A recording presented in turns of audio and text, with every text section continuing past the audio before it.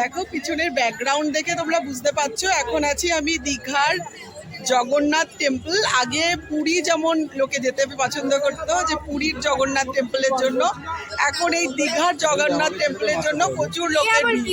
তোমরা দেখতে পাচ্ছ প্রচুর লোকে লাইন দিয়ে দিয়ে ঢুকছে একদম গেটের শুরুতেই। ব্যাগ চেকিং করে সুন্দরভাবে ব্যাগ চেকিং করে সবাই ডিসিপ্লিনের সাথে ঢুকছে। খুবই সুন্দর এই টেম্পলটা, ভিতরে যদিও অ্যালাউ না, বাইরেটা অ্যালাউ, তাই আমি বাইরেটাতেই দেখাচ্ছি তোমাদের যে খুবই সুন্দর টেম্পলটা। আর এটা এখন মেন অ্যাট্রাকশন এই টেম্পলটা, জগন্নাথ টেম্পল। চারিদিকেই ওই শ্রীকৃষ্ণ চারিদিকেই, আর সুন্দর লাইটিং করা, খুবই ভালো। এই যে পিছনে ব্যাকগ্রাউন্ডটা দেখে তোমরা বুঝতে পারছো যে হরে হরে হরে কৃষ্ণ চারিদিকে, ভীষণ ভালো লাগছে। দীঘায় এখন তো লোকে প্রচুর আসছে এই সুন্দর টেম্পল জগন্নাথ দেবের দর্শনের জন্য। ভিতরে পা ধুয়ে ধুয়ে ঢোকানো হচ্ছে, তাই ভিতরে হয়তো ভিডিও করতে পারবো না, তাই বাইরেই করছি।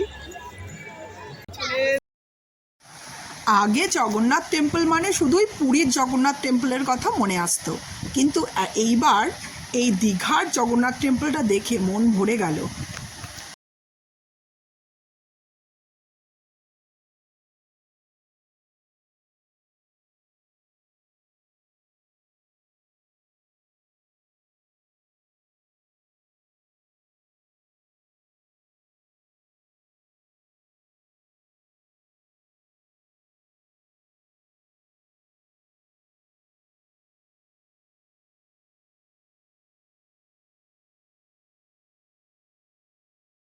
এটা হচ্ছে জগন্নাথ মন্দিরের কিচেন।